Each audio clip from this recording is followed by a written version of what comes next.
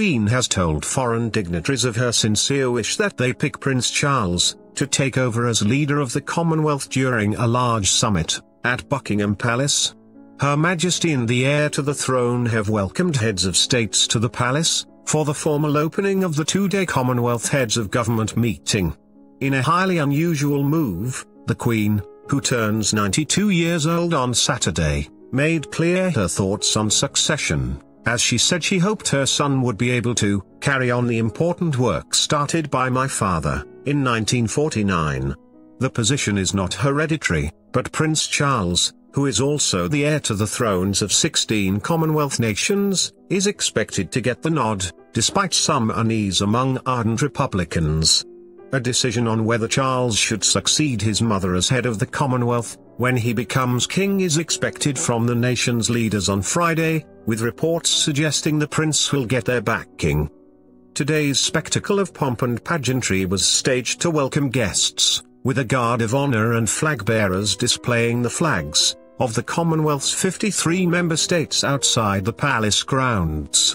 Amid tight security, which has seen the streets around Buckingham Palace cordoned off, motorcades carried guests into the forecourt for the opening of the Commonwealth Heads of Government meeting.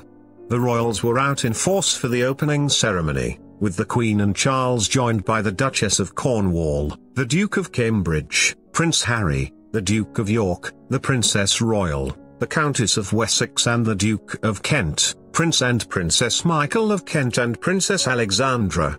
Queen Elizabeth, who has been the group's symbolic figurehead since 1952, gave up long-haul travel in support of the biennial summit in 2013, and the 2020 gathering is set to be held in Malaysia. Her Majesty said, "When I meet the young leaders of this century, I meet my own lifelong commitment made in Africa in 1947 at the age of 21. As another birthday approaches this week, I'm reminded of the extraordinary journey I've been on, and how much good has been achieved.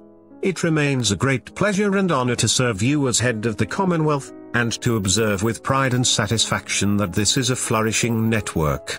It is my sincere wish that the Commonwealth will continue to offer stability and continuity for future generations, and will decide that one day the Prince of Wales will carry on the important work started by my father in 1949. By continuing to treasure and reinvigorate our associations and activities, I believe we will secure a prosperous and more sustainable world for those who follow us. A world where the Commonwealth's generosity of spirit can bring its gentle touch of healing and hope to all." The Prime Minister of Malta, Dr. Joseph Muscat, outgoing chair in office of the Commonwealth, also backed Charles as head of the Commonwealth, seeming to confirm the Prince's future role was a certainty. Prince of Wales actively participates in Commonwealth affairs, and puts a strong Commonwealth dimension in his various national and global ventures, Dr. Muscat said in a speech at the ceremony. "We are certain that, when he will be called upon to do so, he will provide solid and passionate leadership for our Commonwealth." In the palace's ballroom, presidents and prime ministers from across the globe gathered for the launch of the two-day summit, normally held every 2 years, to discuss the Commonwealth's most pressing issues. Singer Emeli Sand, whose father is from the Commonwealth nation of Zambia, while her mother is from the UK, began proceedings by giving a soaring rendition of the national anthem. During the opening ceremony, Theresa May thanked the Queen for her lifelong devotion to the Commonwealth, affectionately known as the Family of Nations. The Prime Minister addressed the gathered delegates, adding, "This is an occasion to celebrate, with renewed pride, our remarkable Commonwealth family." The host for the event was BBC presenter Rita Chakrabarti, and she introduced a group of singers from across the Commonwealth, who performed the Natasha Bedingfield song Unwritten. More than 100 officers and soldiers from the Coldstream Guards are in the honor guard, wearing their famous scarlet tunics and bearskins, alongside the band and corps of drums of the Coldstream Guards. Prince Charles also addressed the dignitaries, and said he hoped the summit would give the Commonwealth a renewed relevance to all citizens. He added, "I pray that this Commonwealth Heads of Government meeting will not only revitalise the bonds between our countries, but will also give the Commonwealth a renewed relevance to all citizens. By doing so, the Commonwealth can be a cornerstone for the lives of future generations, just as it has been for so many of us. Prince Charles stressed that the family of 53 nations has been an important part of his life. For my part, the Commonwealth has been a fundamental feature of my life. For as long as I can remember, beginning with my first visit to Malta when I was just 5 years old, he said.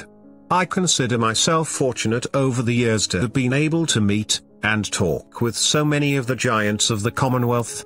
Sir Robert Menzies, Kwame Nkrumah, Sir Keith Holyoake, Jomo Kenyatta, Pierre Trudeau, Kenneth Kaunda, Julius Nyerere, Lee Kuan Yew and many more. Speaking of the monarch, Mrs. May said, "This week you have opened your homes to us, here in London, and in Windsor. Over many years you have been the Commonwealth's most steadfast and fervent champion. You have been true to the deepest values of the Commonwealth, that the voice of the smallest member country is worth precisely as much as that of the largest, that the wealthiest and the most vulnerable stand shoulder to shoulder. You have seen us through some of our most serious challenges. And we commit to sustaining this Commonwealth, which you have so carefully nurtured." At the end of their deliberations, the leaders usually agree a communiqué on a major issue, and the prime ministers and presidents may commit themselves to a blue charter on ocean conservation. Other topics expected to be discussed range from cybersecurity to trade between Commonwealth nations. Downing Street said on Monday that a decision on whether Charles should succeed his mother as Commonwealth head was expected from the heads of state on Friday, and reports have stated the mood is Charles will get their backing. Born out of the former British Empire, the voluntary organisation, covering a third of the world's population, typically focuses on development and democracy, but is placing greater attention on boosting trade. During the 2 days of talks, the group is hoping to agree an ocean governance charter, an agenda for trade and investment, and a declaration on tackling cybercrime. Given its highly diverse membership, if agreements can be struck within the Commonwealth, they can likely achieve wider support. At the last Commonwealth Summit in 2015, leaders struck a deal on climate change that helped pave the way for the Paris Agreement days afterwards. Friday's sessions take place at Windsor Castle, west of London, where the leaders are left entirely alone to discuss whatever they wish.